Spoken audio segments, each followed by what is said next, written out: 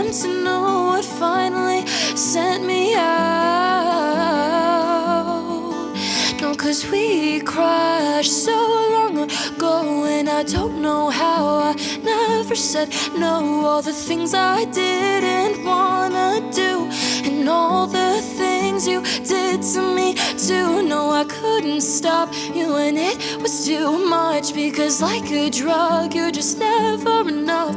You could always make me feel so whole, then watch me dissipate in my soul, and then make me feel like it was my fault.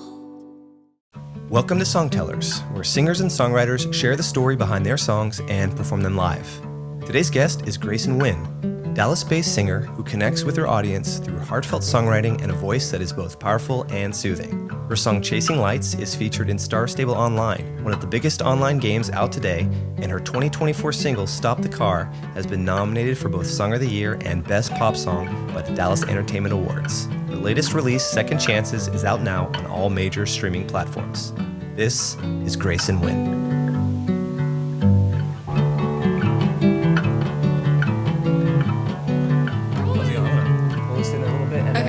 You'll just see me adjust this.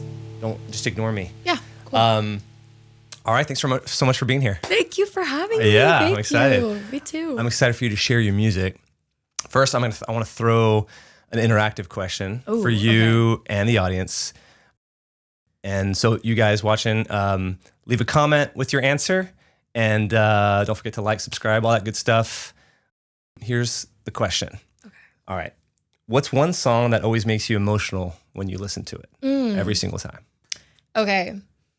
Oh, this is a really good question. I have to, so I had an answer that popped in my head first, but then there's actually a song from one of my favorite movies of all time. It's a little silly and cheesy, but it's a song by Bryan Adams called Here I Am. And it's from the movie Spirit, Stallion of the Cimarron, which is that DreamWorks animated horse movie. But the song, I mean, the lyrics go like, here I am, this is me. I come into this world so wild and free. And I've loved that movie since I was little.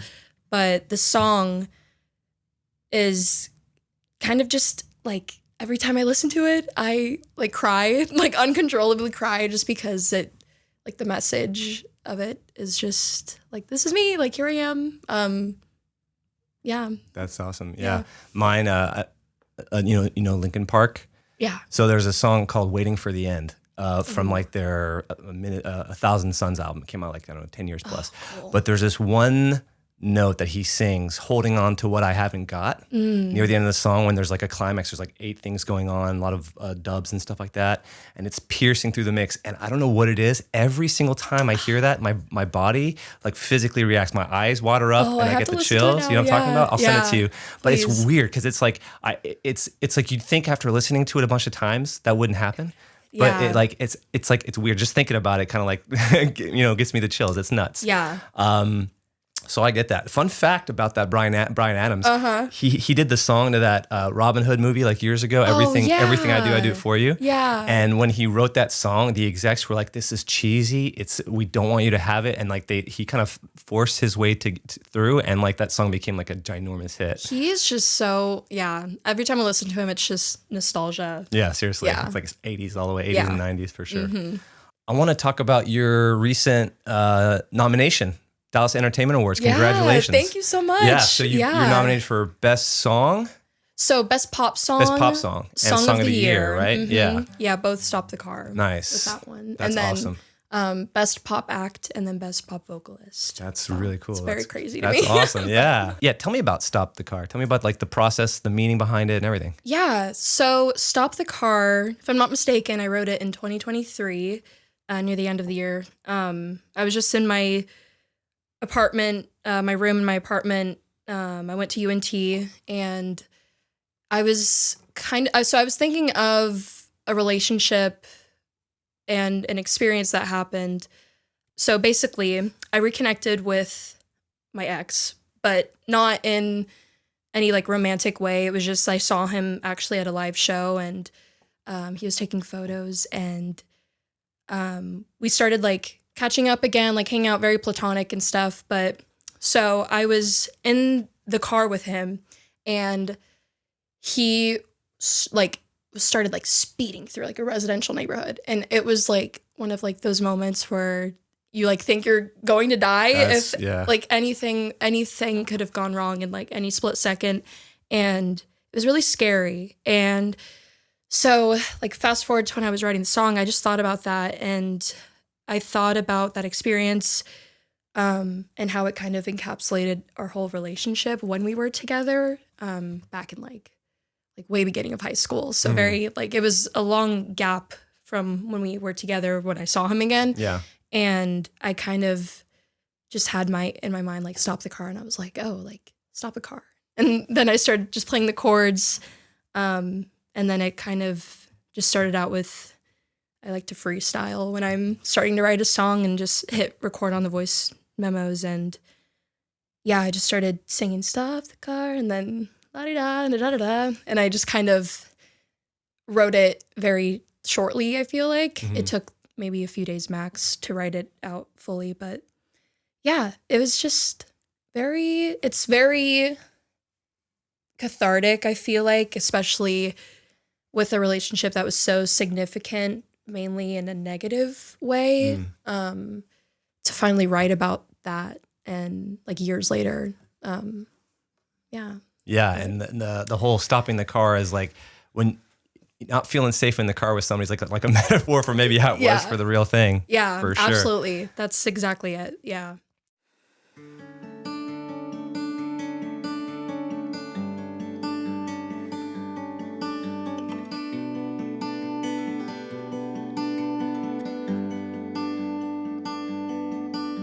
Stop the car, get me out. I'm losing breath, I'm freaking out.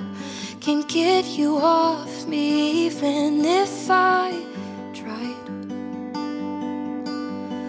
Wasting days, I sink alone. I'm always checking on my phone to see where you are and if I can see you now. So wait for me, I'll stay the night, and we can get right back to fighting. It will be the best night of our lives. No, I just don't want us to crash like we always do on your apartment. But I guess this is where our warranty ends.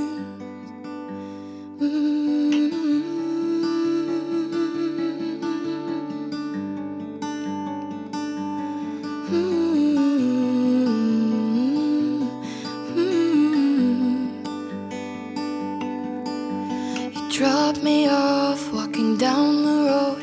Don't know where I am or where I'll go, but I can promise that it's better than your arms. Sing the lullaby stuck in my head that you would always sing to me before bed, looking for any other song to recite now. So wait for me, I'll stay the night, and we can get right back to fighting. It will be the worst night of our lives. No, I just don't want us to crash like we always do inside my head. Don't want them to know what finally sent me out. No, 'cause we crashed so long ago, and I don't know how I never said no. All the things I didn't wanna do, and all the things you did to me too. No, I couldn't stop you, and it was too much, because like a drug, you're just never enough. You could always make me feel so whole, then watch me dissipate in my soul, and then make me feel like it was my fault. But it never was. Never was.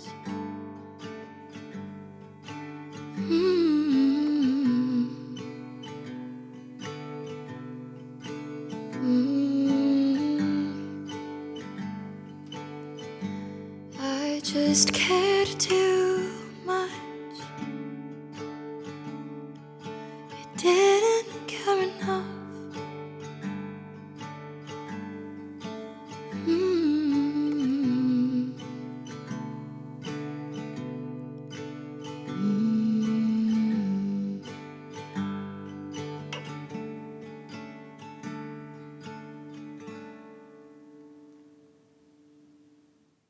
So this next one, actually, this song, so I came up with the chord progression when I was sitting outside of church, and there's like this like mini like peninsula thing, and with like a lake, and I was just like overlooking it and playing this progression. I had my guitar with me, obviously, and it started out actually as a song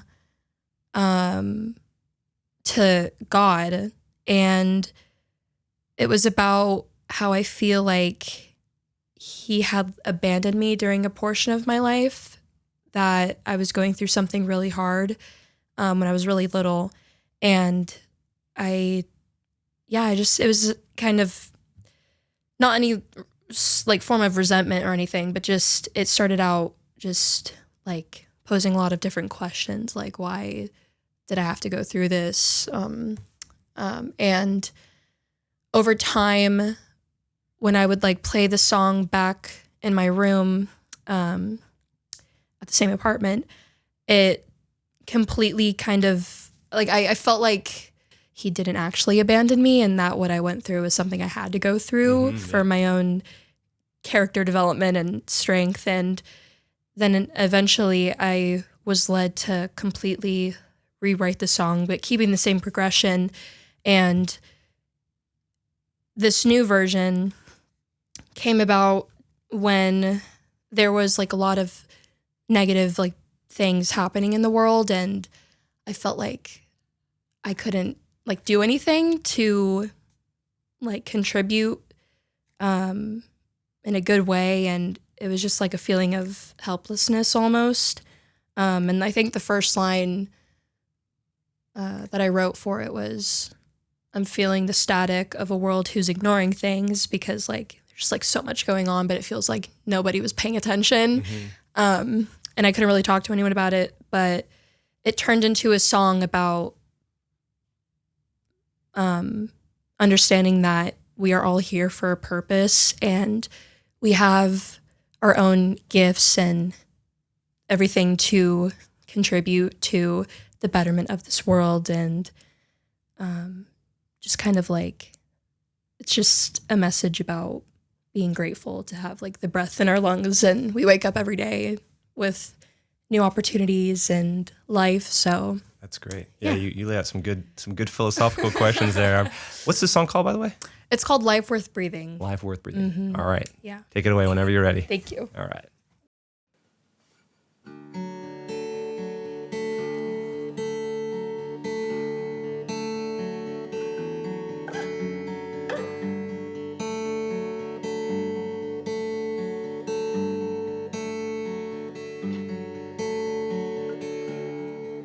Getting over dramatic, thinking things I shouldn't have.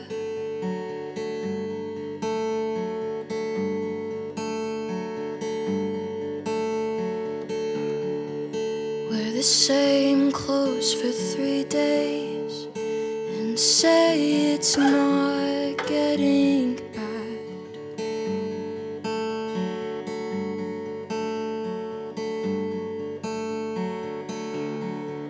I'd say it's accidental, but it's all I've ever known.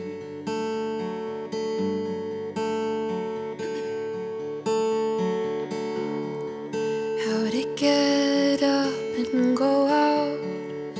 Why's it always feel like a chore?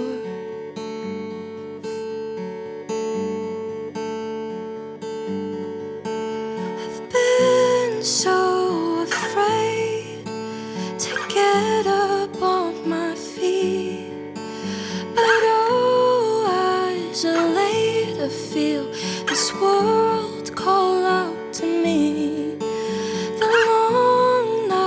tears and scary fights, it's all led to one thing: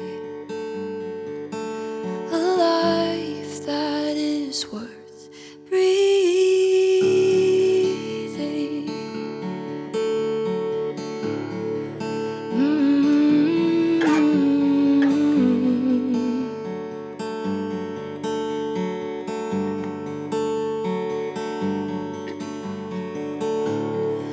Tracing lines out the windows, I could watch planes fly all day.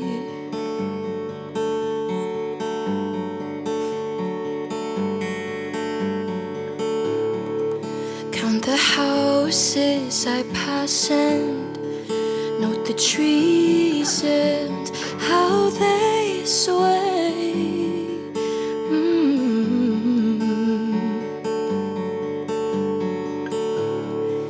And I'm feeling the static of a world who's ignoring things.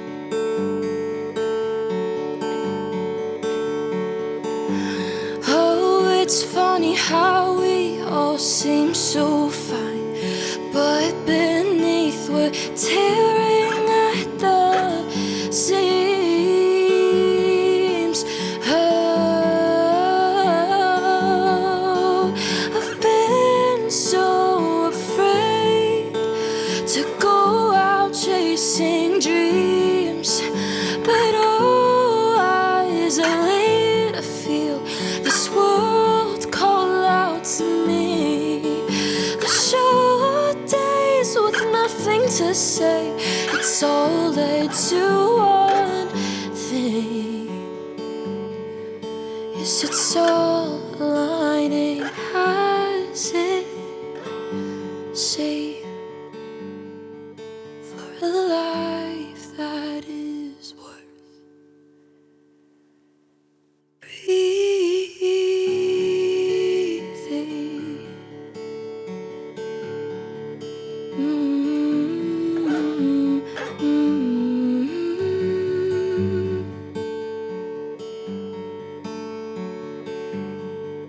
It's worth it, it's worth it.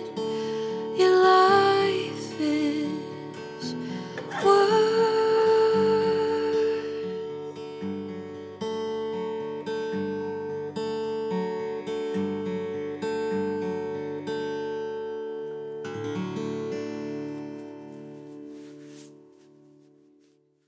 Who are your big influences? Maybe I don't know if it's changed over the years or if you've had a few staples that are like these are what you always come back to. Yeah, definitely has changed over the years. My biggest one now, Gracie Abrams. She is kind of who inspired me to start songwriting. Really? Okay. Yeah, because she's been doing it from a really early age, and we're close in age. She's a couple years older than me, but a lot of her songs that she's released have kind of like lined up perfectly for every stage of life I've gone through.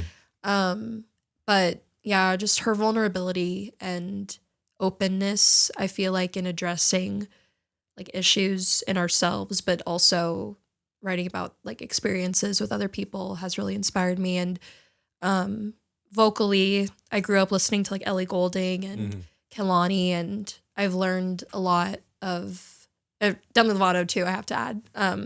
They kind of helped me, I guess, find my own voice from a really early age, and then how that's like transgressed into now.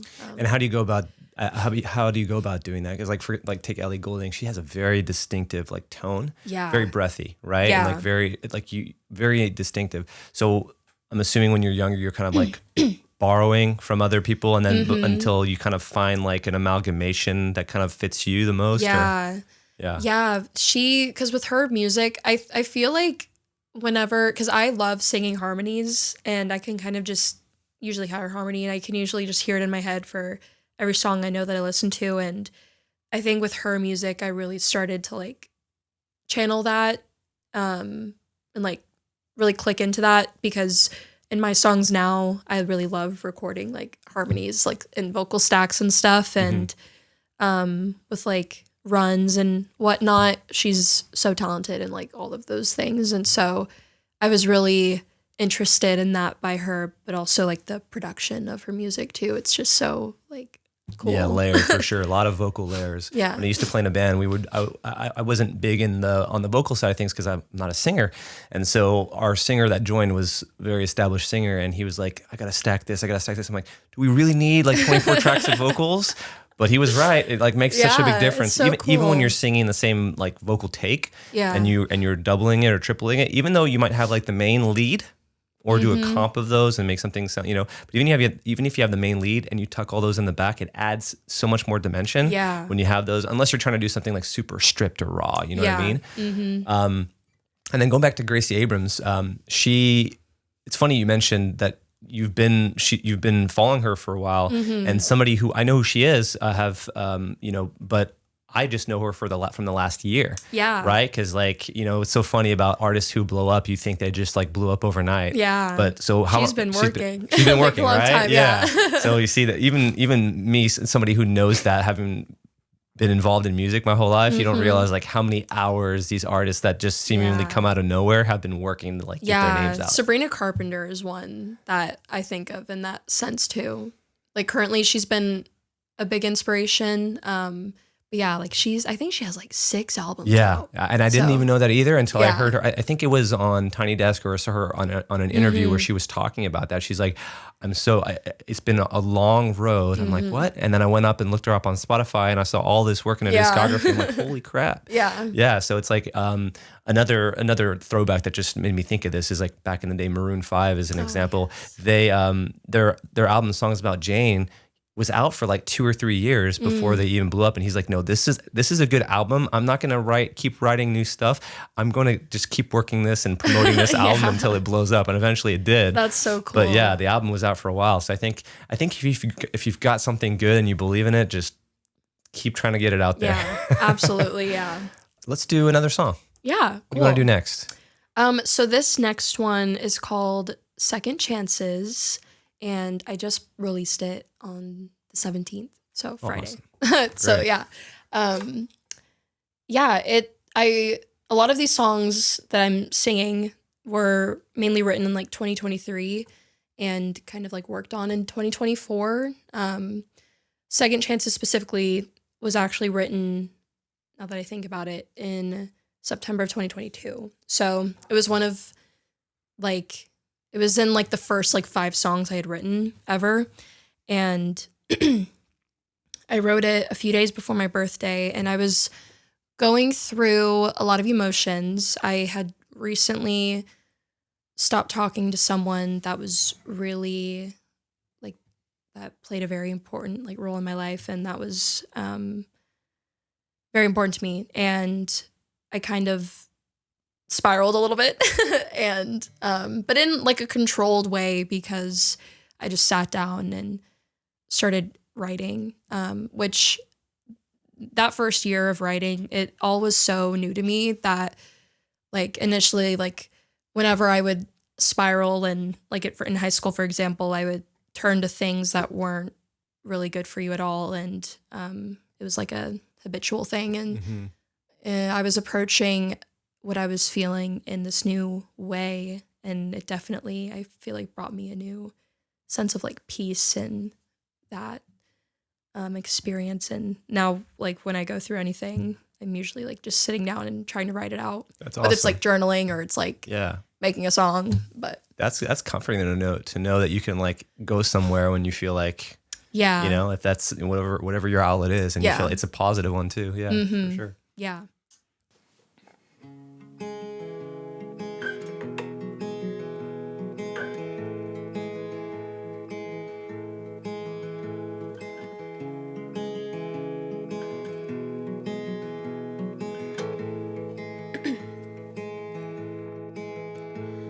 I hate myself. I try to bite it back. No one else can tell. No shame behind this mask. Live for the thrill that got me by, ignoring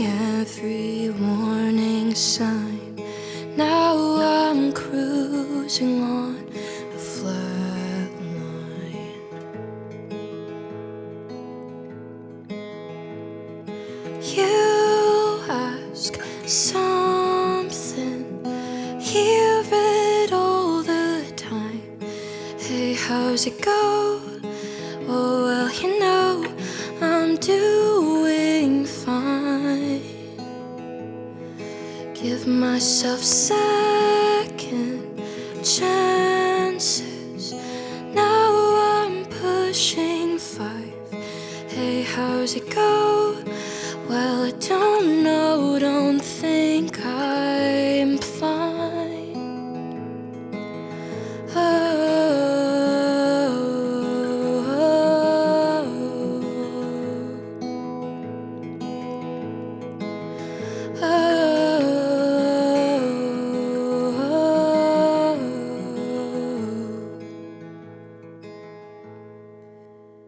Medications. I went to drugs before, and it saved me. For a while, I'm pretty sure. Sobering up and biting my tongue and ignoring all of my problems. Wanted someone to see.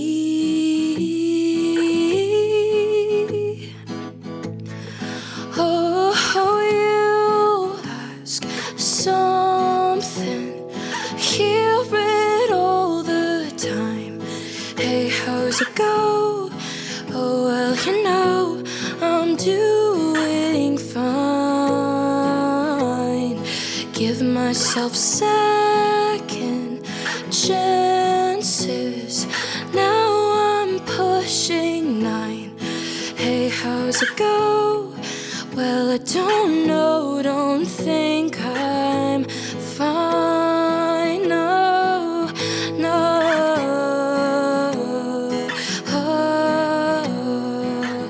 oh, oh, oh, no.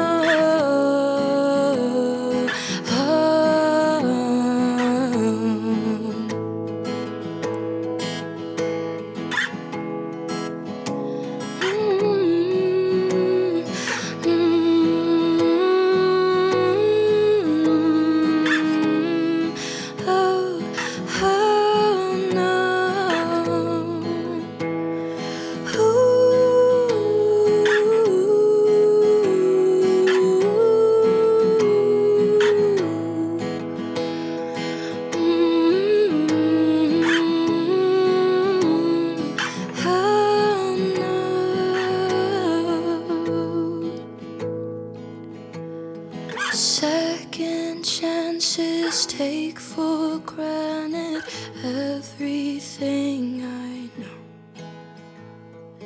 Take 2 seconds, breathe in, let it go.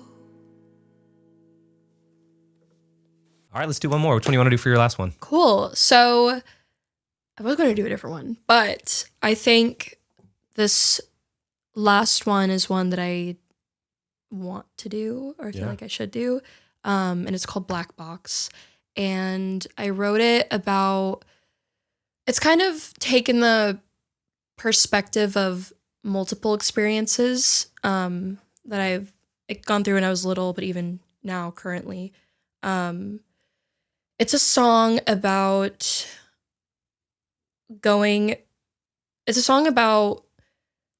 understanding addiction, specifically alcohol addiction, seeing it from somebody and multiple people that you love from a very young age. And like when I was little and I would see this person I loved going through it, and I would see them going through it, and it would be like I knew them as one person, when they were sober, but then when they weren't, when they were drunk, it was like a whole different person, it felt like. And so understanding that from a young age, it's confusing when you're young because you don't realize that alcohol distorts the mind. And so when you see that, you're like, you built up probably a lot of coping mechanisms to deal with, because it's like their reactions are unfamiliar. You don't know when they're drunk as a kid. You don't know when they're not. So you Yeah. don't know how they're going to be from one minute to the next. Yeah. So that's good. Yeah. Yeah. And then how that's translated into my present life too, with, seeing family or friends that, are drunk and like just feeling like now, like sometimes I am like just like chill, with like being around it, but then it's like when they try to have a conversation with me and I'm not in that state, I just can't, I feel like have a real conversation. I refuse to have a conversation with my dad when he's drunk. I like literally say, call me when you're sober, because it's not enjoyable. No. It's not. Yeah, and I haven't had the guts to say that yet. Yeah, I think as you get older, you can kind of draw those boundaries with your parents because you know what's right, especially when you have kids. It's like I wouldn't want my kid to seeing me acting ridiculous and doing that. So I and it's not about being disrespectful. It's about drawing a healthy boundary. It's like let's have a conversation when you're in your right mind. Yeah, Mm-hmm. And I think I'm still learning that, and it's like crazy how it has like flowed through my life. Like that song that I mentioned that I'm trying to write, it's about hoping that I don't, because my family just has a history of like alcoholism, and I don't want to carry that with me. Like I want to cut the tie, starting, with me, I guess. And it's been also a beautiful thing to witness, like the start of this song, like I was feeling all of that. I feel like I was like addressing it and like closing the book and the chapter. That's what this song is. But now like actually witnessing them being sober for like a very long time, and like the beauty in that too, because it's yeah, when they find that for themselves, you're happy that they're in that spot too. Yeah, that's great. So. All right, whenever you're ready, let's take it away.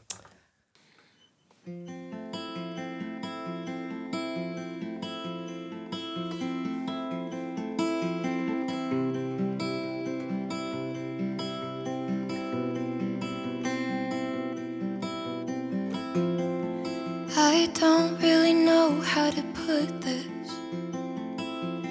15 years into a song to talk about the pain and suffering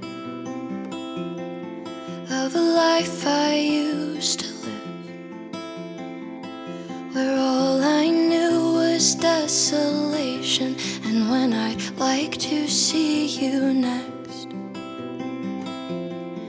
didn't know if it was me. What problems with your job, lack of a tight-knit family tree. But I quickly figured out that the poison travels fast as soon as it touches your mouth. Drink it up, drink it up, drink it up. Can't get enough, get enough, get enough.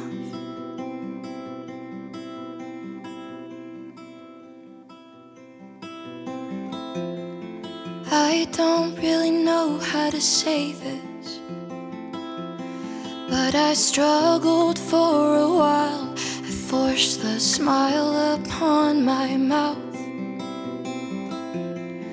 and I still remember the faces of all the people you were around, and how they always let you down. It hurt to see you complacent, acting like there was no issue when it was clearly causing distance. I felt so detached from you, but when you finally were sober, you were the person I truly knew. Drink it up, drink it up, drink it up. Can't get enough, get enough, get enough. Drink it up, drink it up, drink it up. Can't get enough, get enough, get enough. And I'd like to think it wasn't my fault. All of those nights I was home alone. But will I ever truly know?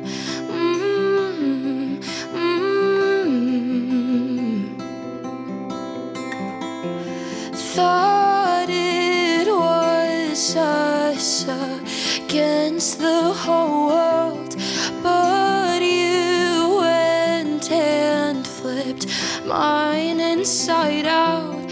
Guess I will never truly know.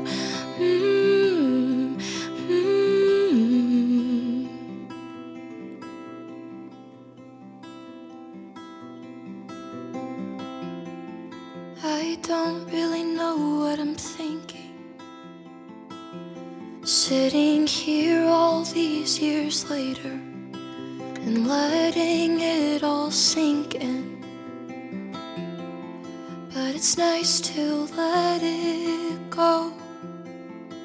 I think I finally reached the surface, and I'm no longer alone. How much for you as a songwriter do you prioritize the lyric when you're playing versus the melody? And I know a lot of times they kind of go hand in hand. Yeah. But where do you kind of stand with that? I have some people who are like, you know what, if it's catchy as hell, I don't really care what the lyric is. Yeah. And other people, it's like, no, the lyric's got to be good and the melody, can come second. Obviously, they're both important. What are your thoughts? Yeah. So I feel like in my experience, I have mostly captured like a melody first and then singing, like then the words come to me. Like again, like with like recording in a voice memo or something, if I'm like playing a guitar or my guitar or piano and there's like chords I like and I start hearing like a melody over it, and then I kind of just try to figure out what it is I'm writing about as I'm playing it, like what it is that I'm thinking about or feeling or what it reminds me of. And then that's kind of when like the lyrics start to come in for me. But if there's been times where I have like really good lyrics that I think of and then the melody, I try to plan around that. Or, a really That's good harder, isn't melody. it? Yeah, it's there's one song that I'm trying to work on and finish that I got like the bridge portion of it, like in my head it just came to me, but for like verses and like a chorus, that's been really hard to figure out. You're like, these lyrics are gold. I got to make them fit, right? Yeah. So yeah. And I think it's like with songwriting still being kind of new and fresh, that is something that I'm just trying to like learn through and work through. Yeah. But it's fun. Yeah, for sure. Sometimes it's a little stressful because it's like, I really want to finish this song, but it doesn't come and you just have to wait. You have to wait. What do you do to help you find inspiration when you have like writer's block or whenever you feel like nothing's kind of coming? Yeah, I just listen to the music that I love to listen to because, again, like with Gracie and like Olivia Rodrigo, for example, I just think for a lot of their songs, like you're just like, taking it in and like following along with a story or experience and a journey, and that really helps me think of like with like a song that I'm working on trying to write, how I can kind of figure that out for mine. All right, so what's in the big works? You're gonna be performing at the Dallas Entertainment Awards. So yeah, not performing, just attending. But the showcase. The showcase, yeah. So that's on the 26th. At I believe it's what's the venue? Double Wide. That's right. Double Wide. Yeah, cool. yeah. I've never played there before. Yeah, so this is good. There's so much good talent in Dallas, Yes, man. there There's is. there's such great, there's like a lot of great songwriters, and hopefully what my goal is to bring light to all these awesome singers that are here and not feel like people have to like wander off to Nashville Oh my or gosh, LA or yeah. New York, you know, to make it in music. Oh yeah, Dallas, and you know, like hearing from people that are mentors to me now, like Dallas is definitely growing, and it's really cool to see and be involved in. Yeah. Yeah, it's just there's so much artistry and authenticity that you can't leave from. Yeah. You have to stay. Yeah. And you just do an incredible job, and your ability and ease with this entire process and making all these artists that I've seen like through the videos like feel at home. It's just Thank really you. special. That means a So, lot. I appreciate it. Yeah. And best of luck with everything you've got coming up, and Thank you. keep writing awesome songs. Oh, thank you I so much. appreciate it. Nice to meet you. Thank you. That was great. Thanks. Awesome.